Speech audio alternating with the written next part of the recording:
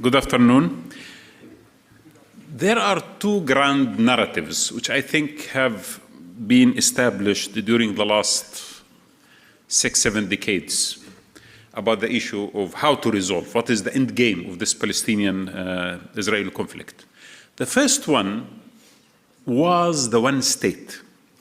And I start by that because a lot of people think that the two-state solution, which now all of us are convinced that it is dead, is actually something that is deeply entrenched within this issue. In fact, it is the opposite. The British mandatory on Palestine, mandate on Palestine, they came up with the white paper in 1939. And their prescribed solution for the issue of having Jews and Arabs on the land of historical land of Palestine was to have one state where all of them live together and they share the sovereignty over that land. So that was initially a British idea.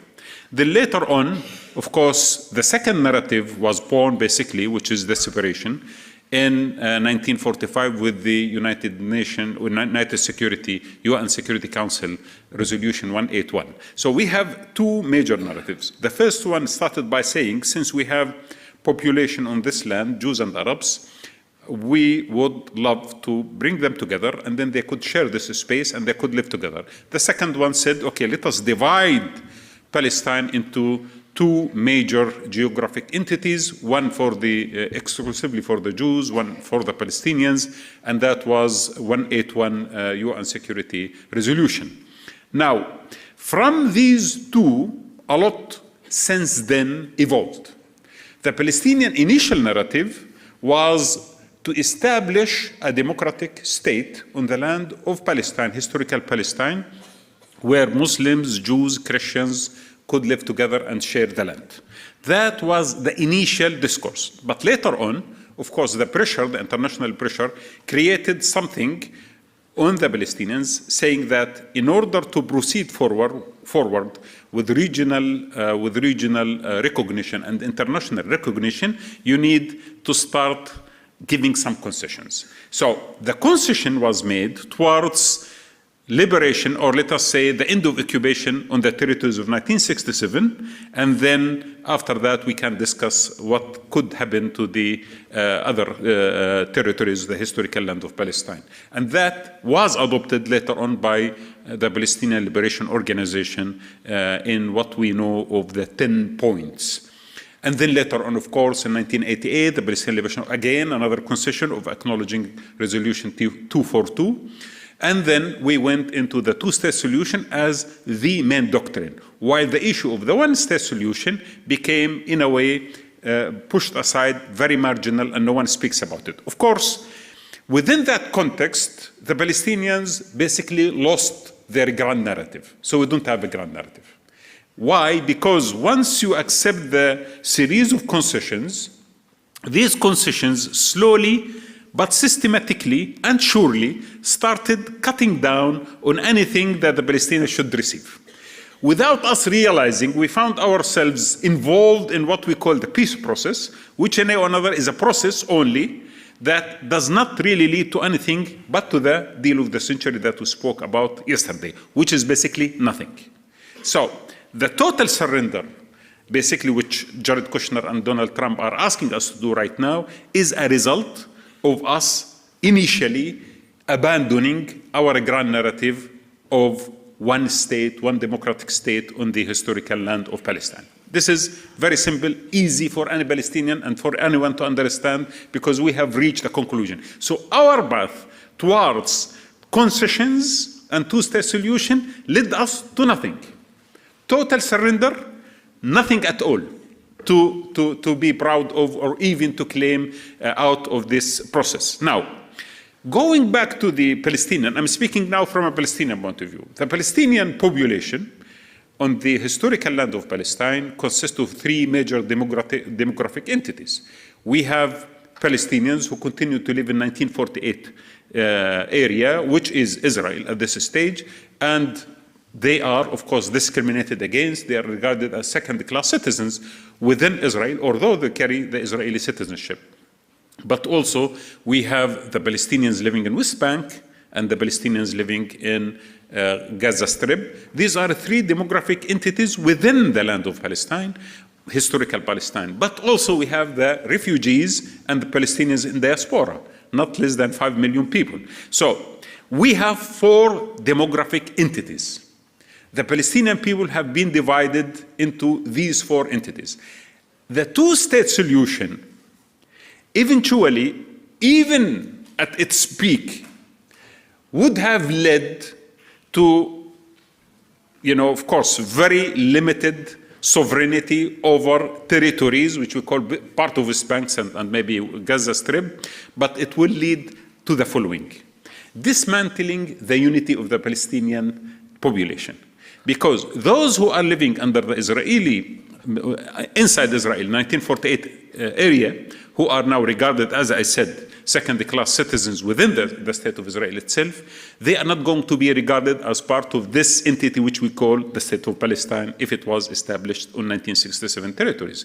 Beside the 5 million Palestinians who are living outside the historical Palestine, they are going to lose, to a large extent, a lot of their legal rights, because some of these refugees, every settlement that was proposed during the negotiations does not really include a systematic right of return for the refugees to the land.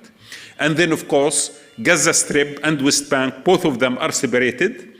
Then a bridge could be developed, could be built to connect both of them, and that bridge is going to be under the control of the Israeli security, and the Israelis will control everything almost in that entity, which people would like to call a state or whatever. So the two-state solution, basically, even if it was achieved, it would have created a huge, huge complication for the Palestinians. We would have lost the meaning of having united Palestinian population. The one state, on the other hand, is a concept, which in my opinion has major themes, but there is a lot to speak about. There are a lot of details to discuss. Now, what do we mean by one state? The right wing in Israel, they would like to propose the one state, which means Israel, where population, who could be regarded as Palestinians, could exist within certain pantostans, and these population, so the land is one, but the population on the land are dismantled into small entities, and they have very limited rights. Of course, none of that is political. So basically, this is one of the proposals where the right wing right now is proposing, and we heard a lot yesterday about that approach, how it has become right now very loud in the Israeli Knesset and amongst all Israeli political parties. Of course, that means a genocide against the rights of the Palestinians and an end of something called self-determination or one state or a state or anything else. So the second concept of a state is the concept of the original Palestinian state, that the historical land of Palestine and the concept, of course, of the British White Paper, the historical land of Palestine that has Muslims, Christians, and Jews live together in one united country, and they share resources, and they establish a democratic entity on that land. So that concept, again, is the Palestinian narrative. It was initially the Palestinian narrative that was, as he said, sacrificed for the sake of being accepted by the international society and by the regional powers. The third one, which in my opinion, something that all of us could participate in developing, because when we speak about a democratic state, there are questions to be asked. Is it binational state? Is it confederation? Is it multicultural? There are a lot of details to speak about what the state is. I definitely feel that the original concept of one state springs from the following. A, the unity of the land between the sea and the river. This is extremely important and essential. Second, for us as Palestinians, the unity of all components of the Palestinian people that could achieve the unity for connection of all the Palestinian entities inside Palestine and the right of the Palestinians who have been expelled by force to return to their homeland. The third concept is decolonization, Without that, it means we are going to live within the boundaries of a colonial entity that will define the legal framework and the security framework, and nothing much is going to be achieved. And again, another cycle of conflict will emerge. Decolonization should also be achieved within this framework, and many other details to be discussed. Once we approve these three, and above all of them, the equal rights of all the people who are living on that united land. Now, a lot of us would argue, and I've heard this, including the Palestinian camp, that the Israelis will never accept. Why the Israelis will accept? The Israelis didn't even accept to give you 22% of the historical land of Palestine, which is West Bank, which is now almost, of course, eroded into much less than that. The Israelis are not even accepting the deal of the century, whatever it is, because Trump is giving everything to them free of charge. So they got Palestine and the Golan Heights, and they might get the settlements. And then, of course, the refugees are losing their status and so on. And UNRWA has been shut down. All of that is done even without a deal. So why the Israelis would entertain an idea about one state where the Palestinians and the Jews and everyone else are equal, living in a democratic entity? In fact, to answer this question simply, I am not here to propose something that Israel should accept.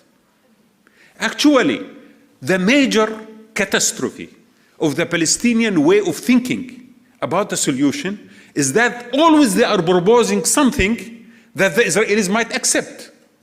And when the Israelis are lowering their threshold, we are also lowering our demands. I am here to come back to the original case. We have land. We accept the concept of equality of all those who are living on that territory. If you, the Israelis, would like to tell us we do not accept the principle of equality, it is your problem. It's not me who should accept, oh yeah, okay, let me second or third class citizen living in a small Bantustan. So say it publicly to the world that we do not regard the Palestinians equal to us. Then, in this case, I am as Palestinian, my cause is very clear. I will continue, like Nelson Mandela did in South Africa, struggle for equality and justice in the land. And he did fight that cause. Africans, coloreds, Indians, and whites, all of them together stood in South Africa with their Freedom Charter, and they continued consistently demanding that equality until they achieved it. Because a moment in time will happen that the balance of power in the region and internationally will see how expensive to maintain a colonial occupation in the land of Palestine and a separation and an apartheid.